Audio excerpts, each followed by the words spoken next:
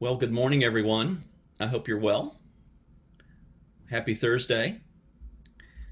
I have no idea what the rhythm of your week is like. I was talking to my wife, Lori, yesterday evening. Monday, Tuesday, Wednesday is just very, very intense for us, for me. Monday is just god awful. Now you say, well, how's that different from any other Monday? I don't know. I just multiply whatever your sense of awfulness of Monday is. It is what it is. Uh, we at Wilshire we record the worship elements from the sanctuary on Friday morning, and then Sunday is just weird, right? Is that a little bit of your experience? I guess it depends on, again, your local needs and what you're doing and how you're doing, but so I don't know that I'm ever going to get used to it, but I am perhaps learning to manage it or just adapt to all of this. So I hope you're. Our services are on radio live and have been. So we actually um, do the live stream on Sunday morning at 11. So Okay. So you've that's a little more normal rhythm it then. is a bit more normal rhythm, except it's weird being able to rehearse with um, everyone who's doing making contribution musically to the service, but it is that, and we have found that since we are able to do the live stream, um, that because of the holiness of place, that the fact that our people are all visually connected with the place in which worship has taken place for decades, literally for most of our membership, it is actually more important for them to see the place than it is to see their church staff faces, and for which we're grateful. Sure, sure. There is a such thing as holy place and holy space, right? Yeah. Thank you for that. Well, I think we're going to jump in this morning. Really good to see you all.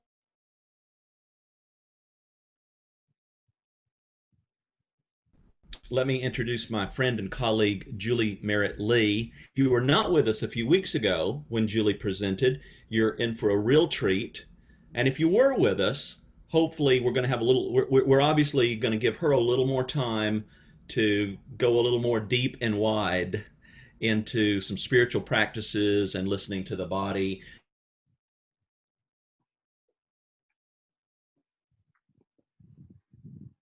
And it's really fascinating. The body keeps the score. So if you want a summer read, it's not exactly a beach read, but neither is it a textbook. Right. It is really, really a fascinating account by this doctor who trained at Harvard, Bessel van der Kolk, Kolk, M.D. So The Body Keeps Score was the book that Julie mentioned last time. And if you have any interest in neuroscience or therapy or trauma, I think you'll find it really interesting and not difficult to make the leap. I think we would probably be hesitant for most of us to simply conflate our difficulties with someone who had PTSD. But having said that, it's not much of a leap to see the connections and some of the help that this book offers. And I think Julie's going to talk some about that today. So after her presentation, we are going to have just a little bit of time for some breakout groups just to catch up and allow you to get to know each other just a little bit better.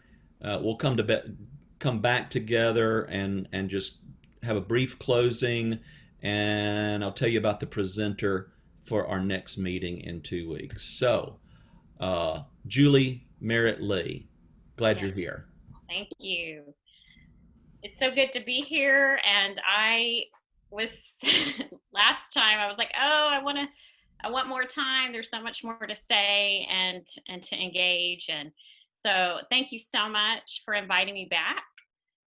And I'm thrilled again to share, and I hope we have time for you to interject for those who have questions. But so feel free to do that. I also had one person request some prayer beads, so I made them and put them in the mail Monday. So if any of you have an interest in learning to pray with the rhythm of beads, I'd be glad to do that as well. So, or email me about some of these spiritual practices. So I want to start, as I did last time, to take some deep breaths, get in touch with the life force, the ruach, the breath of life, as we close our eyes and say,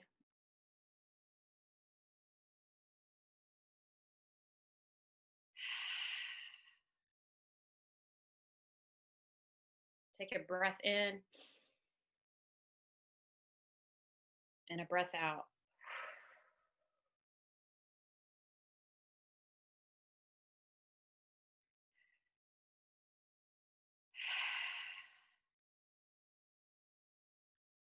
Yahweh, Yahweh.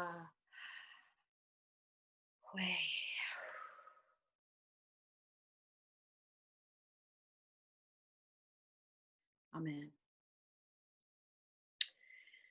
That prayer is another wonderful one Richard Rohr taught me. It's called the Yahweh prayer. And literally, of course, as you know, in Jewish tradition, they didn't utter the name of God, of Yahweh. And so a rabbi taught him that people would pray with their mouth open and breathing in. You can say it without uttering utterances. I don't know, y'all would know the logistics about it, but it's, I guess, kind of a whisper, if you will, but you can literally breathe in Yah and exhale way. And it's a really powerful breath prayer. And so you would do that over about 20 minutes or 10 or 5 or whatever you have. So if you're like me, I have 2 kids. I want 4 and 7. And I just want to open this session by saying the grace and peace be with you for those of you who, whether you have children, whether you are single, it didn't matter what your demographic or where you are or who you live with, you are struggling. And so I wanted to tell you, though, that confession, I have a 4 and a 7-year-old. And when I was doing my spiritual direction training, I started with a baby. I think he was 6 months old. And they gave us this prayer about silence and solitude and this book to read. And I was like, this is great, but I never have silence or solitude. So I'm going to teach you some spiritual practices that you can do in 5 minutes. And it's not to cheapen it. They're actually deep and rich. And then you can do them intentionally throughout the day as they seem natural and organic to you. So if you're under the belief that, you got to be super spiritual to enter this conversation, or have, 2 hours to read the Bible in Lectio Divina style, let me disarm and say, this is not that. This is organic. This is messy. We're in the life together and we're going to help each other. And so I want to start off by saying, did anybody try the body scan? Okay. How was it? Did you listen to your body? Was your body telling you anything? Doug? Take a vacation. Yeah.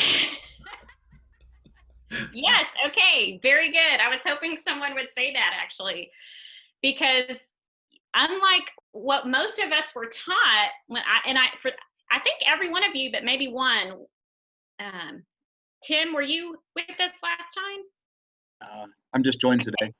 Okay. Well, I think I recognize everybody else.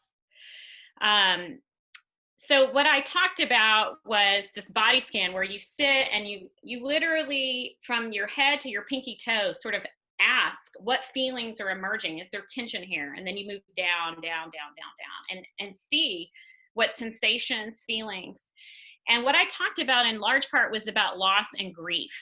And I wanted to say there's so many numerous research studies, published scholarly works, and psychological treatments that all point to the reality that loss is first experienced physiologically. And we weren't taught that. If you asked me, I would have said, oh no, it's the fact that I feel sad, or I'm angry, or I'm in shock.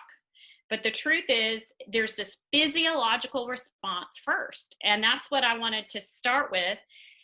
And it can affect everything. I have a list here, from respiratory rates, metabolic changes, hormonal responses, muscular tension, and a lot more. So if you're feeling any of those things, you do need a vacation.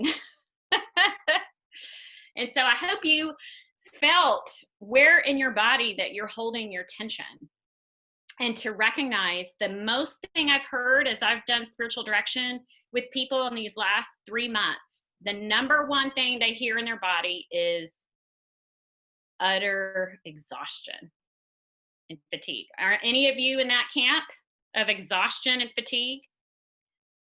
That is because, and I don't think I said this so distinctly last time, loss and grief take up so much physical space inside of us. And we have now, in this 4th month or 5 almost, entered so much loss that if we were to name them all, you would pull up a whole page. Loss of identity, I talked about. Loss of being, the fact that you don't get to be with your choir and physical presence. You don't get to have, some of you don't have congregational singing. And as I said, this creates a lot of anxiety as well. And both anxiety, loss, and grief hold up huge parts of our body. And so I wanted to say, since last time we didn't have enough time to go into it, my mom, when I was little, I remember when I would be like, oh, I'm so tired. And she would say, well, go exercise. I was like, you don't understand. I'm tired. I need to rest. I want to sleep. And we do need to sleep, and we need to sleep all the more. Our sleep hygiene is so important. But counterintuitive to when we feel all this exhaustion and fatigue take root in our body, we need to move it out. And so that was kind of my main thrust last week, to kind of get everyone on the same page. And so how do we move that out? And so I want to teach you, since today I have a little more time, I can teach you some of my favorite. I talked about resetting the vagus nerve. And again, for those who weren't here, the vagus nerve is that longest cranial nerve from the back of your brainstem to your abdomen. And what happens is when we're in periods where we can't release the fight and flight hormones, that cortisol and adrenaline, it gets trapped in our body. And I would say that, just like Doug said, we can't conflate that this is exactly PTSD, but I would say there are many experiences you're having that are very akin to some sense of trauma when you can't release what's inside of you. And so, and the losses and grief start layering, and you have complicated grief. And so what I want to help is kind of unlayer that. And so with that cranial, that nerve, we can reset it, which when we do this stretch I'm going to show you, it automatically calms the parasympathetic system and the autonomic system. And as I said last week, it strengthens that prefrontal cortex of your brain. So I would like you, this is called the cat and cow stretch. Is anybody familiar with yoga a little bit? Okay, well, guess what? You don't have to lie on the ground to do this or on a yoga mat. You can, so I want you to, y'all are smiling like, thank you. Okay, so go to the edge of your chair. Can you sit on the edge of your chair? Okay, and I'm gonna have to kind of turn sideways for you to see this. This is called the cat and cow.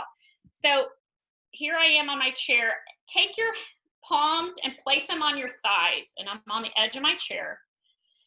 And when we exhale, we're gonna do what's called the cat stretch. So it's kind of curved like that. Curve like a cat. And then when we inhale, go straight up, we call that cow. Now I'm straight. Imagine a string pulling you from the top of your head, elongating that spine. That's your cow. Okay, and so we're gonna do this over. I'm gonna put my screen down again. So exhale, cat.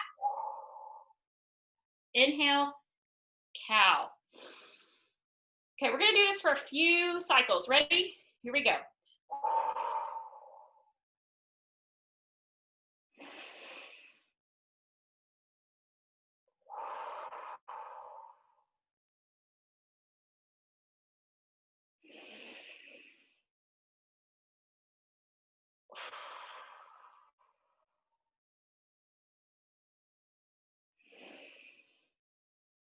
One more time.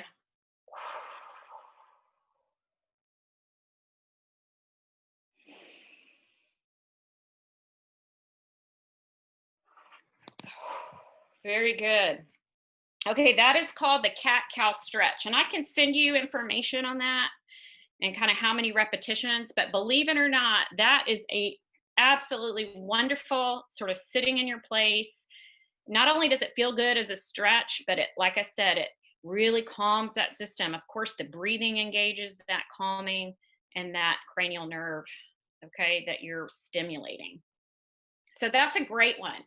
Okay, the next one, I'm going to share my screen. It's called a body prayer that I love this one, but I want you to feel free to adapt it as you need to. So hold on one second. I'm going to show you this body prayer.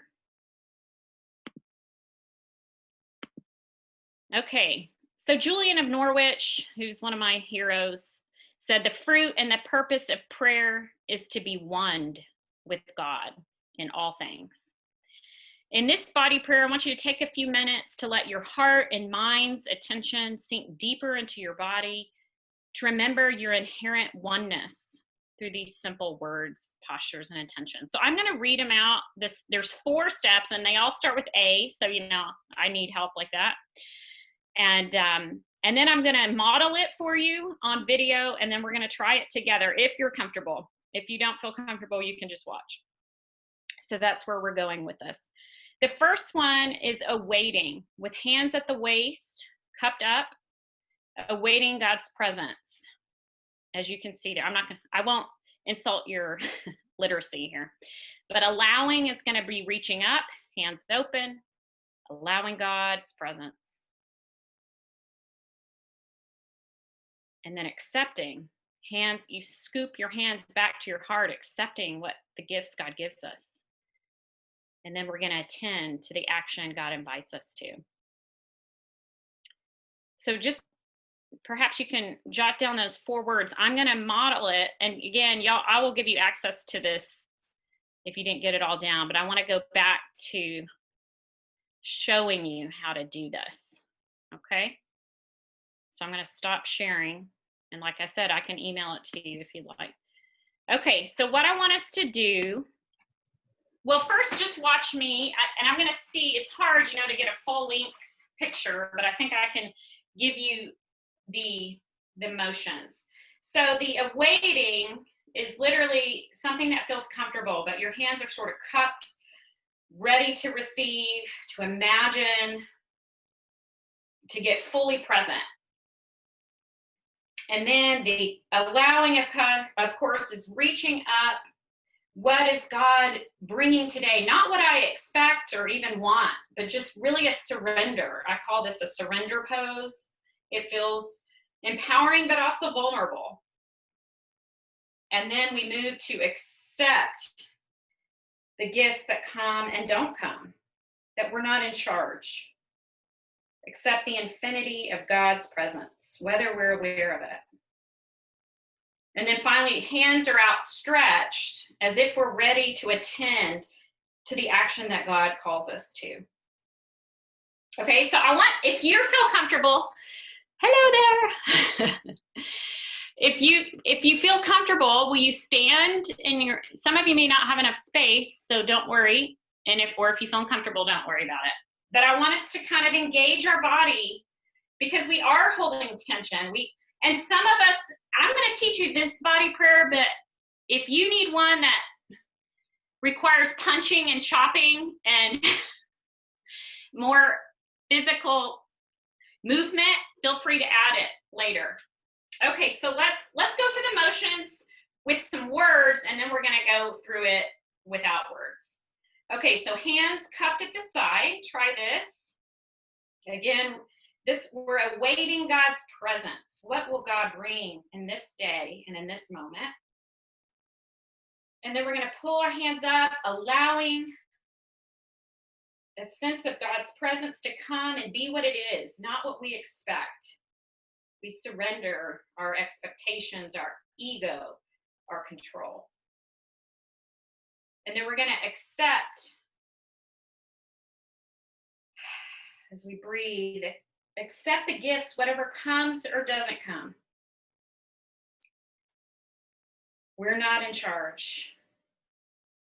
And then our hands are outstretched, ready to attend to the action God calls us to take. Okay, so let's do that together. We're going to do it without words. We're just going to use our bodies. Okay? And do it at your own pace. I'll model it, but if you want to go at your own pace, that's fine.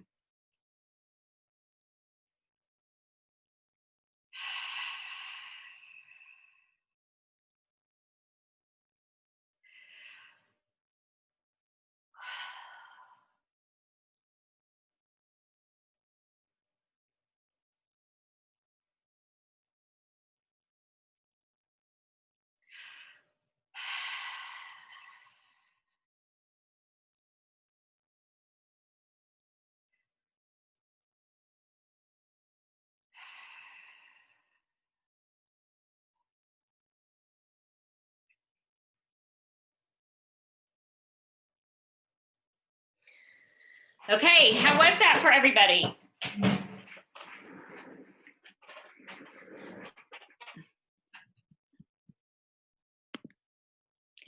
How did that go? That, like I said, you can adapt that. Some of you were gonna, I joked down and wrote some notes. I taught my husband that, and he said, you know what's better for me, Julie, is the Matthew McConaughey. I can't remember what movie it is, but he needed to like pound his chest to get his energy up. So whatever is good for you, it may not be these still poses. You may need to be more fluid and do some kickboxing punches. So whatever helps you. But that is one example of a body prayer that I do that I really find helpful. So I want to say now, as we move into check in with our soul, that was the second piece of last time. And this is the piece that I short-circuited some because of time. But I would say when I talk to somebody for spiritual direction, the first question I say is, what's stirring in your soul? And then the second half, typically of our dialogue or actually I'm doing most of the listening, but is my question, what's blocking your soul, or what's stuck? Where do you find your soul stuck? And that really requires an attunement to who you are. And so I want to start with this. You've probably heard that there are two great forces or emotions, are fear and love. And that all others can be reduced to fear and love. And even anger, which is such a strong emotion, if you pull back anger, under anger is usually some core primal fear. And so when we talk about what's getting stuck, we usually, if we mine deep enough, we find some really, really underpinning fears. And so for you guys in this state, as a music minister in the time of COVID-19, I wonder, what are some of the anxieties? Where are places that we get stuck? I talked to a few folks to kind of get some ideas, so I'm not making this up. And some music ministers said, I feel like I'm anxious because I feel like I have to reinvent myself, somebody said. Another one says, I'm anxious because younger colleagues are better at this. They know more technology. So there's some anxiety around that. By the way, I'm terrible at technology. Ask Doug and Ryan at the and then another one that I felt was really, really key that one music minister told me was, I have a lot of anxiety because our training and our core fundamental belief for so long was that choral work was an offering, this beautiful offering, and now it feels like a performance because it's recorded and we have to have it, so I've heard there's a lot of anxieties. Of course, these are vocational things. I'm sure you have personal anxieties that you came into this conversation with. And so one of the things I keep on my desk every day is this Can you read that? Anxiety is it's mirrored, isn't it? Anxiety is attachment to an outcome. Anxiety is an attachment to outcome. When my spiritual director told me that, it created a huge, huge revelation that every anxiety that I have is because I'm attached to an outcome. And so when I was a pastor, you know, the best sermons, of course, we preach are the ones we're preaching to ourselves. And so I continue to preach, how do we hold things lightly? How can we hold things lightly? And I feel like this season, the antidote to anxiety is to hold things lightly. And remembering that every anxiety is that attachment to an outcome. So how do we release the outcome, right? You're like, I am attached to that outcome. It's important to me. So how do we hold it lightly? Well, and here it is. The key is that beautiful word I mentioned in the last session, but I didn't get to talk about it, was kenosis. Kenosis is that theological fancy word for emptying. Jesus in Philippians 2 says he didn't consider himself, I wrote it down, in the very nature God didn't consider equality with God something to be grasped. So it's this beautiful hymn, what we call a Christological hymn of Jesus self-emptying. And so that is the very thing we're called to. I feel so passionate about this, is a self-emptying. And the irony is, the more that we empty the ego and the attachment, that we become full, and the full, as Paul would say, the full measure of Christ. And so, and therefore it displaces that anxiety. And so how do we self-empty? You might say, well, that's great, kenosis, but how do I get to that place? And so this is where spiritual practices are fundamental. And I want to say, as I said in the beginning, it's not that you have to pray in a corner for 2 hours. And I want to commend to you this book from Gerald May. He's one of my heroes. He's a psychiatrist and prolific author. It's called Will and Spirit. If any of you have a struggle because you are always feeling like you're willfully trying to create something, he nuances the difference between willingness and willfulness. How do we let the Spirit engage and not the willfulness? So this battle between will and spirit. And I feel like emptying is when we can finally release or surrender to spirit, not willfully trying to do it on our own. How many of you feel like you're trying to do it on your own? You're willing it into being. And he would say, when we can find the surrendering posture, we will be filled with spirit and energy to do the things God's called us to do. And so the spiritual practices create that posture. Okay, so the emptying prayers, I actually do this one. One of them is an emptying prayer. You can do it as a body prayer, but I do it as a centering prayer. I literally use the word emptying. And similar to the body scan, I sit comfortably, I close my eyes, and I think about from the top of my head to the pinky toe, I say the word emptying. And I try to empty all the way through till I get to my pinky toe. So everything is emptied out. And again, that may sound counterintuitive, but it really is a filling up of the spirit. After we empty of the ego and the attachment, the anxiety, and all that possesses us. So the emptying prayer is good. Again, I can't go in all these in detail because I have 8 minutes left and I have some good things to show you. But, this is why any sort of spiritual practice that calls us to simplify, give away, fast, they're not very usually embraced in this culture, but these are beautiful spiritual practices that helped us with emptying. So I want to encourage you by showing you this awesome contemplative practice it's a tree, okay, that shows you that not all spiritual practices have to look like silence in a corner. Can y'all see this okay? Okay. So this comes from the Contemplative Mind Society. I love this. It's one of my favorite images for spiritual practices. If you notice, this left branch is the only one that is stillness. And so thanks be to God that if that's not your gift, you can still engage in contemplative practices. Notice that generative practices, loving kindness, and and actually some of the generative is in many ways done in a still posture, but you don't have to be. Lectio Divina can be done in many forms, and that just means a meditation on a reading from scripture.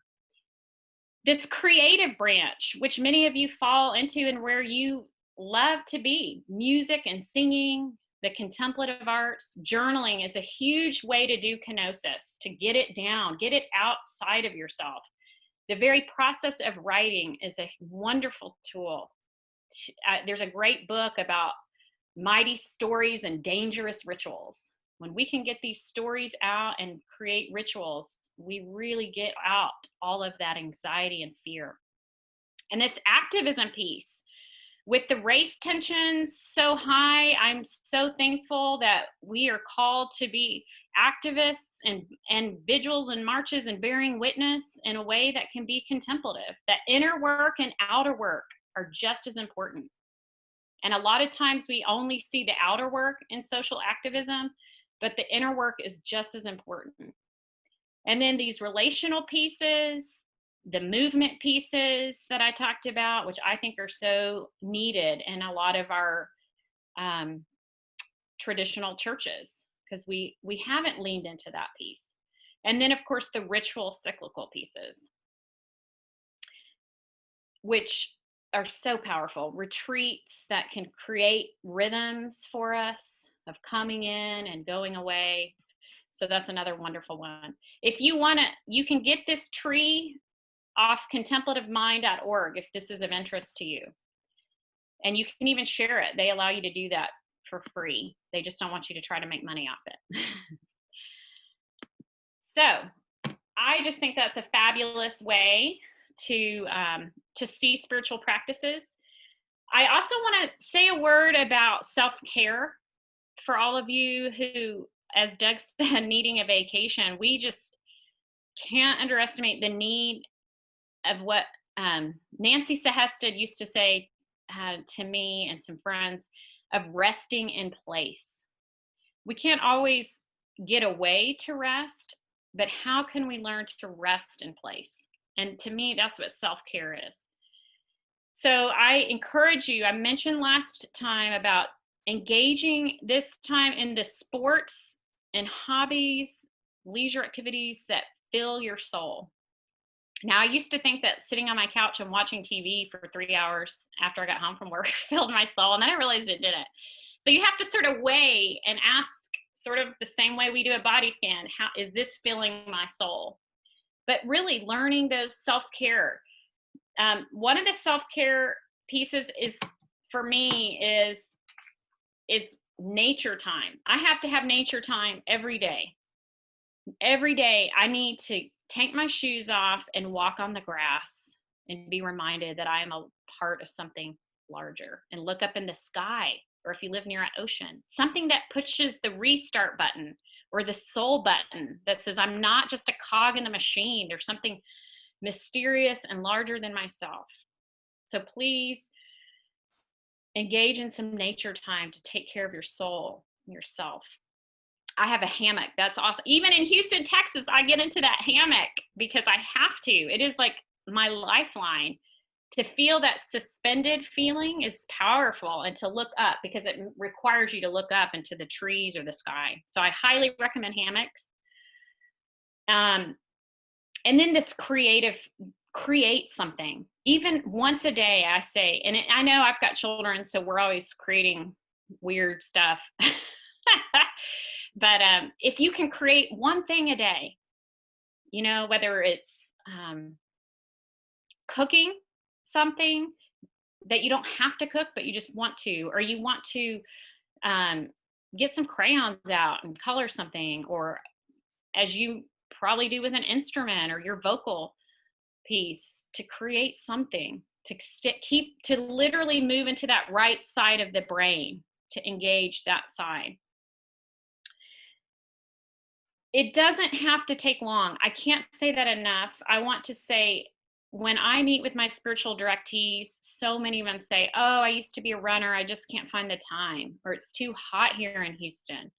Or so many say, you know, I'm so busy, or my grief is so big, I can't find the time. That's the most common response. And I just want to say, even if you can take 1 minute to say, as I said, every morning as I wash my face, or I empty the forks from my dishwasher into the drawer, something that triggers your mind to say, remember who you are. Remember whose you are. Literally, if you can say that at any point in your day, that is a spiritual practice, and it takes less than 10 seconds. And so seriously, these things stay with us, and they have an energy that you put out and an intention that will follow. And so start with that. I mean, Jesus, and I'm going to end with this. I think our time is almost up. I want to leave you with Jesus's words. That is a command to rest. And I took it from the Message, and I put pictures with it. This is sort of my imago divina. If we had time, I would run it 3 times through for you to meditate on the images as well. But this is my prayer for you, and these words are so powerful. Eugene Peterson's transliteration, the Message.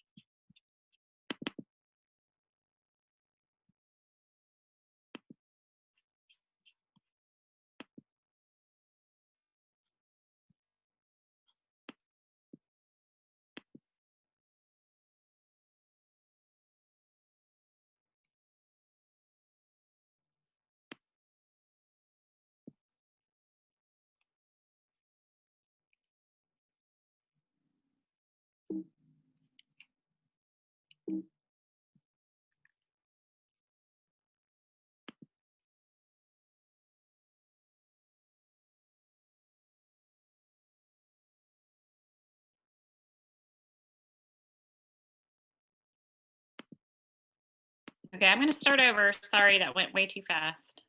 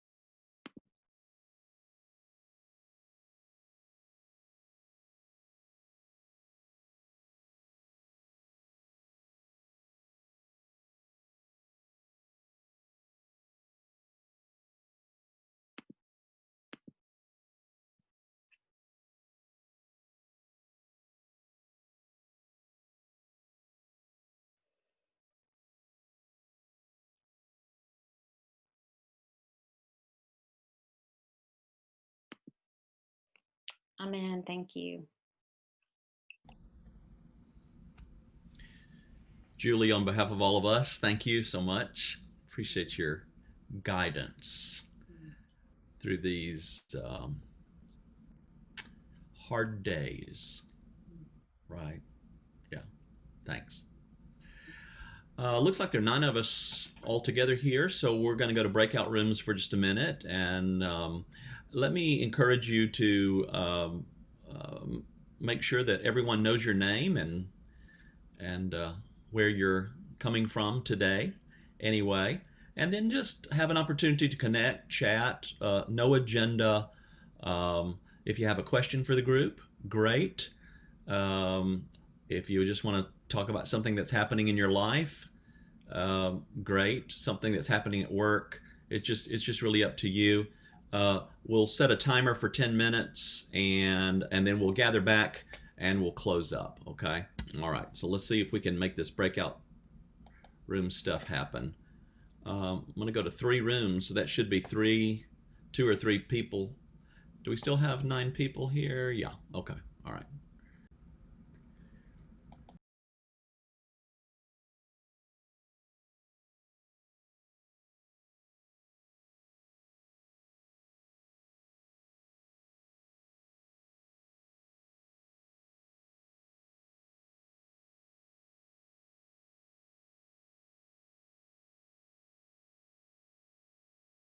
Came minister of music at First Baptist Church, Augusta, Georgia.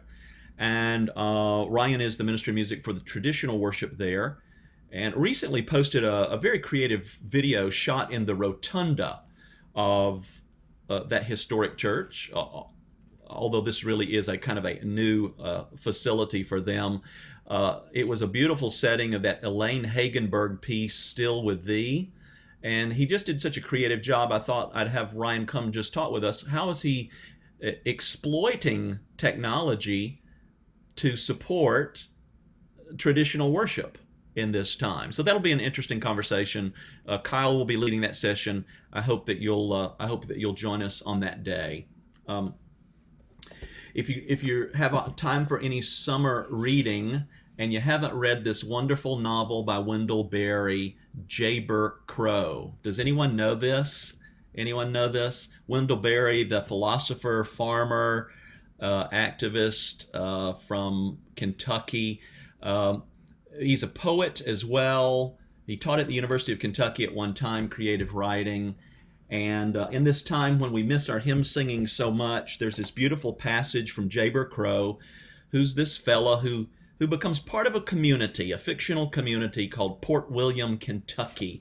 And I just want to read just 2 paragraphs from a little account. Jayber didn't go to church much, but when he did, he sometimes thought about things like this. So you notice I had to put on my other glasses to read this, so bear with me. This is Jayber speaking. What I liked least about the service itself was the prayers. What I liked far better was the singing. Not all of the hymns could move me. I never liked Onward Christian Soldiers or the Battle Hymn of the Republic. Jesus' military career has never compelled my belief. I liked the sound of the people singing together, whatever they sang, but some of the hymns reached into me all the way to the bone. Come thou fount of every blessing, Rock of Ages, Amazing Grace, O God, our help in ages past. I love the different voices all singing one song, the various tones and qualities, the passing lifts of feeling rising up and going out forever. I thought that some of the hymns bespoke the true religion of the place. The people didn't really want to be saints of self-deprivation and hatred of the world. They knew that the world would sooner or later deprive them of all it had given them, but still they liked it. What they came together for was to acknowledge, just by coming, their losses and failures and sorrows, their need for comfort, their faith always needing to be greater, their wish, in spite of all words and acts to the contrary, to love one another and to forgive and be forgiven. their need for one another's help and company and divine gifts, their hope and experience of love surpassing death, their gratitude. I love to hear them sing the unclouded day and sweet by and by. We shall sing on that beautiful shore. And in times of sorrow, when they sang Abide with Me, I could not raise my head. So anyway, Jayber Crow, what a character. And it is a beautiful book. And if you love fiction and you love a novel, then I commend Jayber Crow by Wendell Berry. Sorry to sound like a bad book reviewer. I'd like for us to end with the wonderful Sarum prayer, which, the wonderful John Rutter setting, and I guess I could have found that video. But let me just invite you in your own space to pray this prayer, and this will be our end today. Will you join me? God be in my head and in my understanding. God be in my eyes and in my looking. God be in my mouth and in my speaking. God be in my heart and in my thinking. God be at my end and at my departing. Amen. Blessings on you all. Let's stay in touch, okay? Hope to see you in 2 weeks. Kyle will reach out to you, all right? Thank you all. Thank you. Goodbye, everyone. All right. Be well.